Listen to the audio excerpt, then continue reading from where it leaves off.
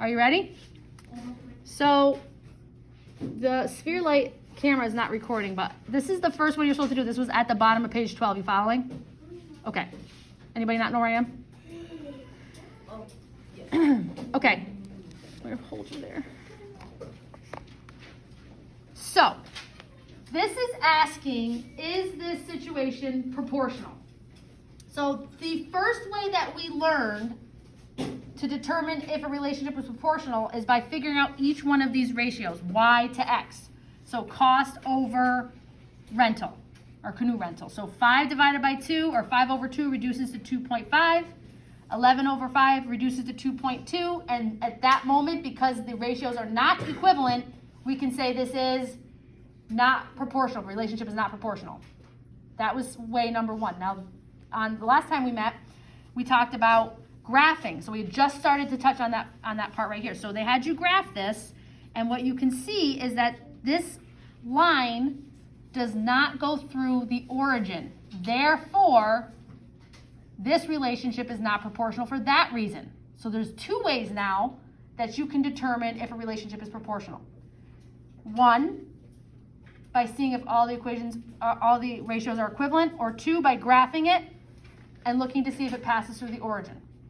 If it doesn't pass through the origin, is it proportional? No. So I'll leave it at that. I have a little extra little something. I can look at this sometimes and see that it wouldn't start at 0, 0, but we'll talk about that later. Okay, here's the fingernail question. So we're on page 13 on the top. You have seen that the equation of a proportional relationship may be written as y equals kx, where so far k is a positive number. The constant of proportionality, which is k, tells you how steep the graph of a relationship is. The greater the value of k, the steeper the line. So we had talked about that a little bit when we talked about, don't turn to this, but on page 11 we talked about the water pressure in the shower head, or how many gallons per minute? Kind of the same thing. So this was 5 gallons per minute, and this was a graph of a line that had less than 5 gallons. So the higher the k, the higher the number, the steeper the line. Do you remember talking about that? Okay. We're going to talk about it more, okay?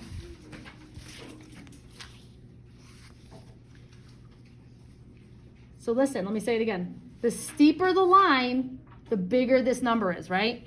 So this line has a number of 3. Do you have 3 right here? So this has a COP of 3. Its constant ratio is 3. If this was a 5, this line would be steeper or more shallow? Steeper. It'd be like this. If it was a 1 here, it'd maybe be like this. So that's something we're going to get into going forward. That's what this was talking about up here. For your homework, it said the graph shows a relationship between time in years and the number of centimeters a fingernail grows.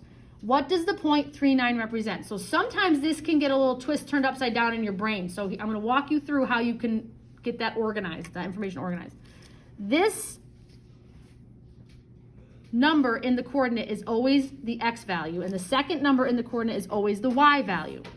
I kind of mark that if I feel like I'm confused about what's what.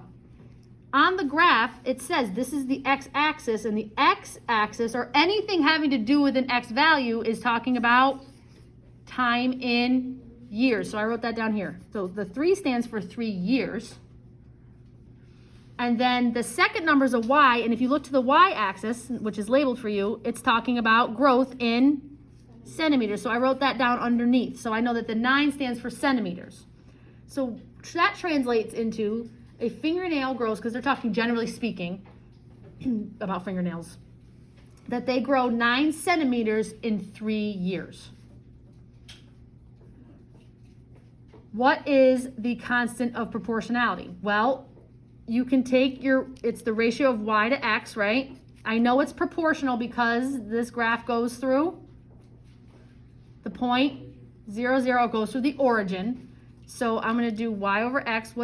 And I did 6 over 2, but 9 divided by 3 is 3. It was hard for me to find the unit rate on the graph because if I went to 1 year and followed it over, this isn't a perfect point of intersection, so it was kind of hard to get that from the graph.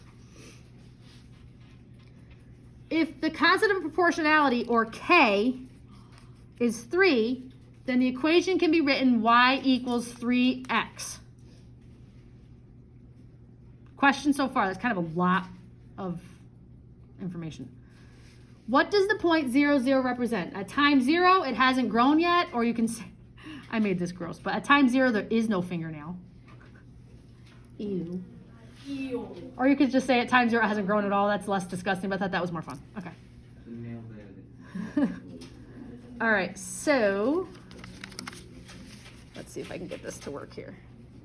This is a battle for Miss Raymond right now. I need my mic. Okay. So one of the things you didn't have to do was write this equation, but I'm going to try to start getting you in the habit, because it's going to be really literally the rest of your life is plugging into formulas. So they wanted you to complete the table. It said the student reads 65 pages per hour. That is your constant of proportionality. There's not an extra fee. There's no different starting amount. It has to be the constant of proportionality, or otherwise how would you be able to fill in the table? Do you know what I mean? If it wasn't a COP, if it wasn't a constant of proportionality, if all these ratios weren't equivalent, I don't know how you would fill in the table at this point in your world. So I'm writing down the equation, and they want you to finish the table. So basically, you're taking whatever x is and multiplying it by 65, because that's the constant of proportionality. So 3 times 65 is 195. When x is 5, I'm going to do 65 times 5, which is 325. And then it gets weird, because they're telling you how many pages, they're telling you what y is, asking you for x. So when it comes to the equation here, I know y, which is 585, and I'm looking for x. So are we going to multiply? No, we're going to divide. So 585 divided by 65 is 9. And then back to, they give you the x, multiply 10 times 65. Here's your completed table. So did you have to do all this? No, I'm just kind of planting a seed for the future right now. So yes, because it has a constant rate of proportionality. A babysitter makes $7.50 per hour. The equation is y equals 750x. And you go through the same method we just went through in the first table. Any questions on this table? Now, I'm going over, this was homework. I'm going over it, this one very quickly. If I go over something in class, let's go over this again. And while I'm speaking, I say something that doesn't make sense to you, and you feel like you don't want to address it right here and right now, what am I recommending that you do? I want you to star it. I want you to star in the notes where I said something that confused you, and that at the moment you didn't feel like it was worth interrupting class. Not that you can't, but some of, maybe you're just like, I'll take it later. IT time is coming back, and you can come to class and be like, I didn't understand what you said here. I didn't understand what you said here. I didn't understand what you said here. And we can go right through it. Because you're not going to remember next week what you didn't get right now. Okay? We are on, we are starting page 15. Oh, goodness. People at home, I can't, this is going to have to be 2 videos, people at home, because I'm going to have to show a fun video, but you're not here to see the fun video, so I'm sorry.